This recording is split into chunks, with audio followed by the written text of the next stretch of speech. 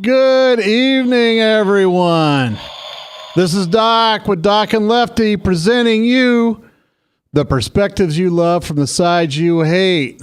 My partner in crime, Lefty, has left the building, and he is tonight. What did he say he was doing? He's doing a private function tonight? Is that what he said?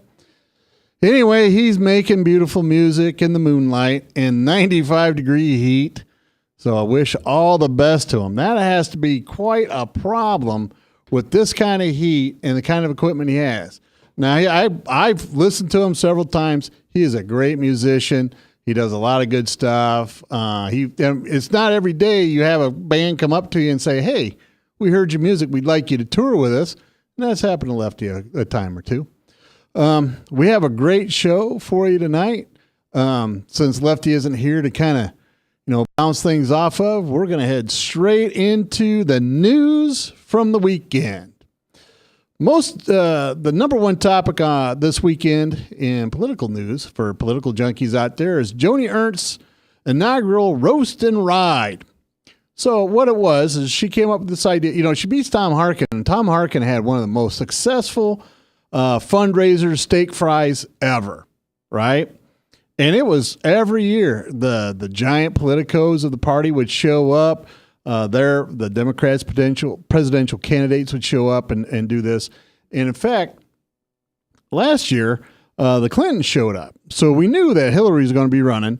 And in fact, they showed up and bumped Bruce Braley off the stage, which I think is funny because he could have used some of that support that day because he really got pounded in the general election with not Hillary Clinton. Jeez, Joni Ernst. Jeez, I apologize to everybody out there.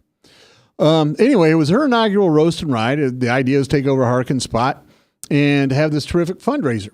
She's put in her own personal twist. She is going to ride from the big barn up to the Boone County Fairgrounds and hold it up there. It was a smashing success. Way more people than they ever thought.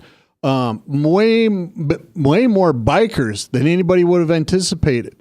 You had two presidential candidates that rode their motorcycles in. One rode with Joni, and that was Governor Scott Walker. And the other one was Governor Rick Perry, and he was doing his own ride in support of the Puppy Jake Foundation, which matches service animals to wounded combat veterans.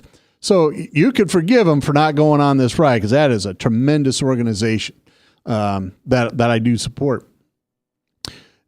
I'm going to tell you, three things stood out with this. One, you can tell that she is a commander in the Army because everything ran flawlessly. We were out of the gate on time at the big barn. We all rode up there smoothly. There were no accidents.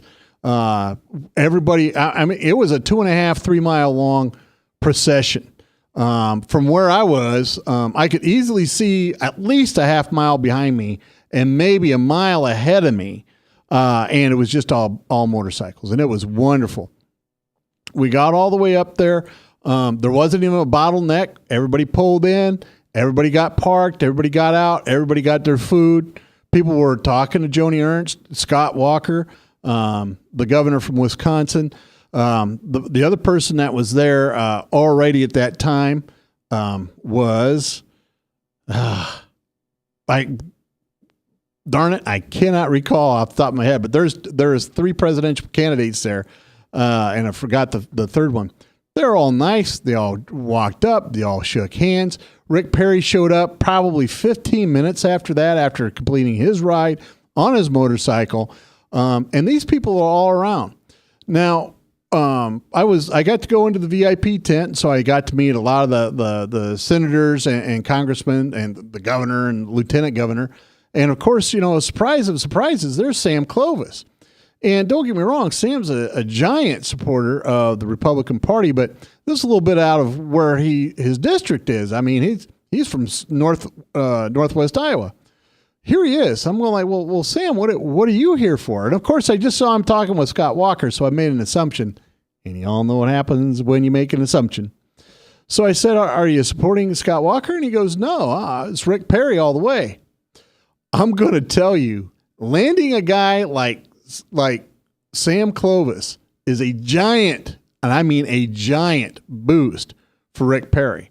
The conservatives, and I mean the hardcore right-wing conservatives, love Sam Clovis, and he has a lot of people that would just vote for whoever he voted for just on principle. Now, don't get me wrong, Governor Walker, he's a strong hitter in there too. He's got the likes of Brad Zahn on his side, and he's a heavyweight in Iowa politics. Everybody knows that. So everything's getting ready to go. We're all having a good time. They come into the VIP like they're supposed to. They kind of wander around. I go back outside because it's getting ready to be speech time. Suddenly, they're all hustled off. Now, me, knowing what I know about the government, I'm sitting here thinking there's not a lot of reason to hustle those people off. There had to be something going on. They're not hacking out, speaking order. That's already done. They're not waiting for the rain to go by because the weather was decent, even though it was overcast. Well, that leaves a lot of different things. And it turns out there was a bomb threat called in to the Joni Ernst roast and ride, and a bomb threat called in later that day to the Big Barn. Anyway, that's what caused the delay. And so that was very, for us in the crowd, we're like, But for them, that had to be scary. And the other thing is I'm kind of disappointed they didn't tell us there was a bomb threat, right? Because it might not have been credible. It could have been credible, but you should have said, well, hold on. We have some issues here, and we need to get these things fixed. Anyway, that was the only hitch in the whole thing. Of course, you had the typical Democrats lining up, just being mean, and for the most part, they were low key, but, they're calling names and, holding up signs that, call names and, typical 8th grade stuff that the Democrats like to pull off. Other than that, it was pretty okay. There were some protesters there. The LGBTQ people were there, obviously, as is the right. And I fully support that. And Joni Ernst does too, because she has fought for the right to do that. And what I found very interesting is, number one, how well organized it was. And number two, how accessible everybody was. Everybody was accessible. Didn't matter who you were. Now, with that, we're going to come back right after the break. I'm going to give you my perspectives that a lot of the national media, I think, really missed out on. Thanks, everybody, for tuning in. We want to thank all of our sponsors, Bertrosian Associates at BertrosianAssociates.com, Labinas Law Firm at LaBinasLawFirm.com, Halo Capital at DesMoinesInterestsRates.com, Des Moines Anesthesia PC at 515-574-6442. They do pain management. They have offices here in Des Moines and Fort Dodge. Check out our website. We have new blogs up on there. That's at docandlefty.com. That's DOCNLEFTY. And don't forget to follow us on Facebook and Twitter. We'll be back right after these messages from our sponsors.